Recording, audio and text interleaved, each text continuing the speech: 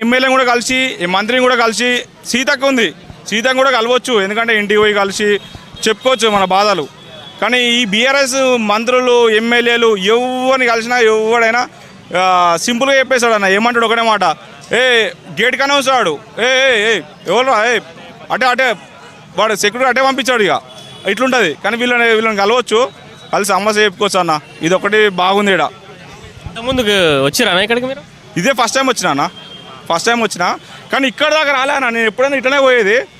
కానీ first time kilometre లోపల దాకా పోయినా అన్న, మంచిగా అనిపించింది. అది ఏందో కూడా నేను చూసిన మొత్తానికి అయితే నా జీవితంలో 10 ఏళ్ళు ఉన్నది. 10 ఏళ్ళ నుంచి అసలు ఎందుకు ఇంత కంచేసుకున్నాడో నాకు అర్థం కాలేదు. మన కేసీఆర్ మనమే గెలిపిస్తాం, మనం ఓటు అడుగుతాడు, మనం గెలిపిస్తాం, మనం చంపుకుంటాం మన కేసీఆర్ని. మనం ఓటేసినాం, మనం చంపుకుంటాం. ఎందుకంతా మన మీద ఇట్లా కంచేసుకోవడం?